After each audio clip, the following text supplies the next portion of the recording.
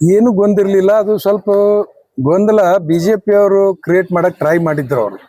ಆದ್ರೆ ಯಾರು ಅವ್ರು ಎದುರಿಗೆ ಬರಲಿಲ್ಲ, ಬರೀ ಫೋನ್ ಮಾಡ್ತಾ ಇದ್ರು. ಈ ಫೋನಲ್ಲಿ ಯಾರ್ಯಾರು ಫೋನ್ ಮಾಡಿದಾರಂತ ನನ್ನ ಹತ್ರ ಎಲ್ಲ ರೆಕಾರ್ಡ್ ಇದೆ. ಅವ್ರದ್ದು ಎಲ್ಲರೂ ರೆಕಾರ್ಡ್ ಇದೆ. ಯಾವ ಟೈಮಿಗೆ ಫೋನ್ ಮಾಡಿದ್ರು, ಏನ್ ಮಾಡಿದ್ರು ಅಂತ ಎಲ್ಲ ರೆಕಾರ್ಡ್ ಇದೆ. ಏನೂ ಗೊಂದಲ ಏನೂ ಇಲ್ಲ. ನಾನು ಕಳೆದ 2 ವರ್ಷದಿಂದ MP ಎಲೆಕ್ಷನ್ ಅಲ್ಲೇ ನಾನು ಕಾಂಗ್ರೆಸ್ ಸೇರ್ಪಡೆ ಆಗಿದ್ದೆ. ನಮ್ಮ ಮನೆಗೆ ನಮ್ಮ ಮುಖ್ಯಮಂತ್ರಿಗಳು ಬೆಂಗಳೂರಲ್ಲಿ ನಾನು ಕರೆದು ಮಾತಾಡಿಸಿದ್ದಾರೆ. ಎಲ್ಲ ಡಿಸ್ಕಷನ್ ಆಗಿದೆ. ಕಳೆದ ಇಲ್ಲಿ ಬರೀ ನಮ್ಮ ಮನೆಗೆ ವಿಸಿಟ್ ಮಾಡಿ ಅಂತ ಹೇಳಿದ್ದೆ, ಆ ವಿಸಿಟ್ನು ಮಾಡಿದ್ದಾರೆ. ಇದಾದ ಮೇಲೆ ಕೆಲವೊಂದು ಗೊಂದಲವನ್ನು ಕ್ರಿಯೇಟ್ ಮಾಡಕ್ ಟ್ರೈ ಮಾಡಿದ್ದಾರೆ ಕೆಲವು ಮಂದಿ. ಆದ್ರೆ ಅದೇನೂ ಇಲ್ಲ. ನಾನು ಸ್ಪಷ್ಟವಾಗಿ ಇದನ್ನೇ ಕಾಂಗ್ರೆಸ್ ಅಲ್ಲೇ ಇದೀವಿ. ಕಾಂಗ್ರೆಸ್ ಕ್ಯಾಂಡಿಡೇಟ್ ಅಧಿಕೃತ ಅಭ್ಯರ್ಥಿಗೆ ನಾವು ಮಾಡ್ತೀವಿ.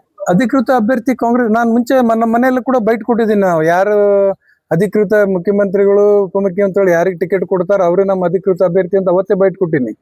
ಆಮೇಲೆ ಈಗ ನಿನ್ನೆ ರಾತ್ರಿ ಟಿಕೆಟ್ ಘೋಷಣೆ ಕೂಡ ಆಗಿದೆ.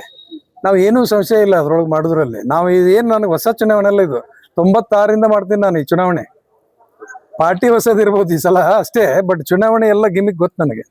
ಮಲ್ಲಿಕಾರ್ಜುನ್ ಮೇಟಿ ಅವರು ಬಿಜೆಪಿ ಕರೆತಂದ್ರೆ ನಮ್ಗೆ ಗೆಲುವು ಸುಲಭ ಆಗುತ್ತೆ ಪ್ರಯತ್ನ ಆಗಿತ್ತು. ನೋಡ್ರಿ, ನಿಲ್ತದ ಸರ್. ಯಾರನ್ನ ಕರೆತಂದ್ರೆ ಗೆಲ್ತೀವಿ, ಯಾರ ಹೋದ್ರೆ ಸೋಲ್ತೀವಿ ಅನ್ನೋದಲ್ಲ. ಅಲ್ಟಿಮೇಟ್ಲಿ ಮತ ಯಾರು ಆ ಕ್ಷೇತ್ರ ಅಭ್ಯರ್ಥಿಗಳನ್ನ ಆಯ್ಕೆ ಮಾಡ್ಕೊಂತಾರ, ಅದು ಮತದಾರರ ಕೈಯಲ್ಲಿರುತ್ತೆ. ಒಬ್ರು ಹೋಗೋದ್ರಿಂದ ಒಬ್ರು ಬರೋದ್ರಿಂದ ಒಬ್ಬರಿಂದ ಯಾವ್ದು ಚುನಾವಣೆ ಆಗಲ್ಲ. ತಮ್ಮ ಜೊತೆಗಿದ್ದಂತವ್ರು ಕೆಲವೊಂದಿಷ್ಟು ಜನರು ವಾಪಸ್ ಬಿಜೆಪಿ ಸೇರ್ಪಡೆ ಆಗಿದ್ದಾರೆ. ಬಸವರಾಜ ಕಟಗೇರಿ ಅವರಾಗಿರ್ಬೋದು, ಅವರೆಲ್ಲ ತಮ್ಮ ಜೊತೆಗೆ ಚುನಾವಣೆ ಎದುರಿಸಿದಂತವ್ರು. ಅವ್ರಿಗೆ ದೇವ್ರು ಒಳ್ಳೇದ್ ಮಾಡ್ಲಿ ಅಂತ ಬೇಡ್ಕೋತೀನಿ ನಾನು. ಸರ್, ಈಗ ಮುಂದೆ 2028 ಟಿಕೆಟ್ ಕೇಳಿದ್ರೆ ಇಲ್ಲ, ಈ ಮೊದ್ಲೇಕಿ ಚುನಾವಣೆ ಮಾಡಿ ಗೆದ್ಸುನ್ರಿ, ಆಮೇಲೆ ಮುಂದಿನ ವಿಚಾರ ಮಾಡೋಣ. ಈಗ ಹೆಂಗ್ ಇದನ್ ಬಿಟ್ಟು ಹೆಂಗ್ ಮುಂದೆ ಕೇಳಕ್ ಬರೋದು.